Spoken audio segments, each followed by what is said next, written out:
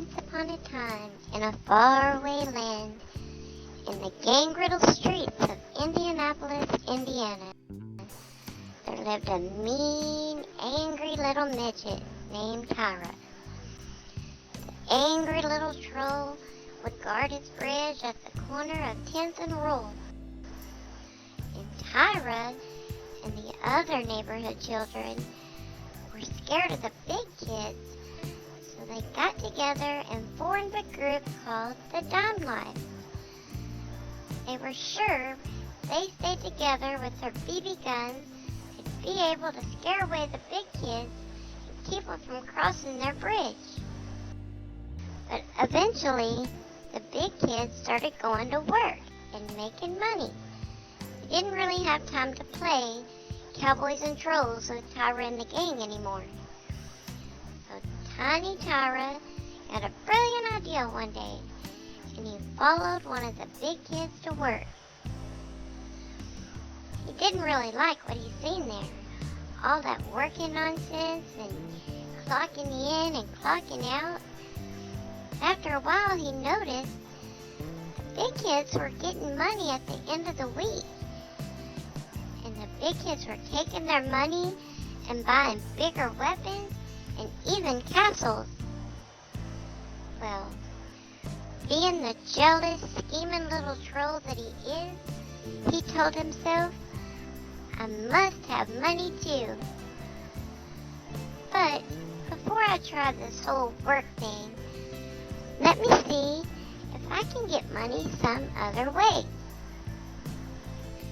Little Tyra remembered sometimes he would see random people on the corners of city streets holding up signs and asking for money. He wondered, maybe, just maybe, I could try that too. But he wasn't quite ready to put that plan into action. He asked one of the big kids, how do you get money? The big kid said, well, little guy, most of us go to work, but not me. I sell fairy dust and magic trees. Tyra the midget troll said, that's it. I want to do that too. And he tried. He tried for a while, but he realized he wasn't very good at it. And he was far too scared to keep playing around with the big kids. Eventually, after getting in trouble with the Red and Blue Brigade patrolling the streets at 10th and Roll, he decided, I must have my own castle. As luck would have it, when the big kids run him away from his Brookside home, one of the big kids named Donna remembered he was a poor little fella without a castle of his very own. She was ready to walk away from her forest of magic trees and fairy dusted carpets, so she grabbed her 5 little children and the angry midget Tyra and made him a Roll Street castle. She told the angry little fella that she was going to a magic land of meat. She told him of roast beef and cheddar and smoked ham and Swiss, and said, I'll be able to make money there, Tyra. What will you do while I'm at the meat castle? Don't worry, my meat queen. I'm very knowledgeable of the world. I will make money too. Creepy little creature named Tyra expanded his ideas onto the World Wide Web. He posted an advertisement he was going to host a web seminar December 18th, 2013 at 3 p.m. He was sure it would bring in crowds, teaching the masses how to be a sovereign citizen and learning them how to shut down the courts like he used to do. And not only that, it was completely free. It just required a $50 donation, but again, completely free. Believe it or not, someone actually thought our little guy could help her. She gave him a $100 donation and begged for advice to save her child care center. Tyra panicked. He didn't know what to do. He ran as fast as he could into his latrine law library and gave her the first thing he could find that had anything to do with a child care center.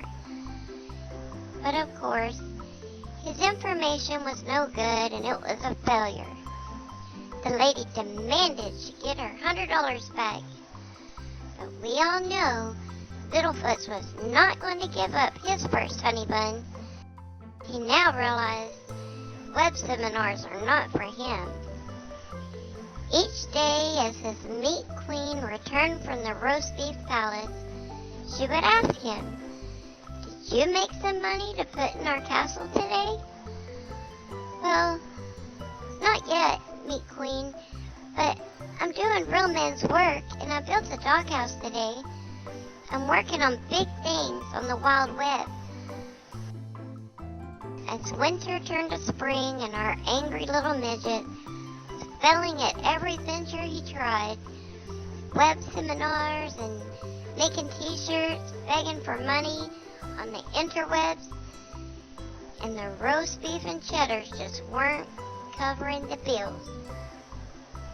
So the big bad tax collector decided they were going to have to sell 2 little castles that the midget and the fairy dust queen had illegally acquired.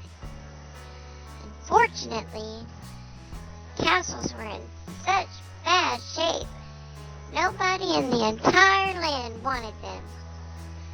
So, the big bad tax collector decided they were going to sell off part of Littlefoot's yard for $500 to try to gain back even the smallest amount of taxes. And sure enough, someone in the neighboring castle made the purchase. This really angered little Tyra. And in the fall of 2014, he went onto the wild webs and posted he was holding a raffle.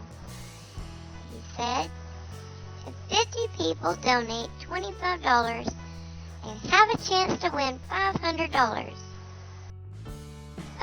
He thought about that for a while and said, no, I'll change that $500 into $500 worth of stuff. And of course it was t-shirts and stuff he had made that nobody wanted, and nobody was falling for the scam. Thus the angry midget was mad beyond belief. Why, oh why, do others make money on the webs and I can't? It's just not fair.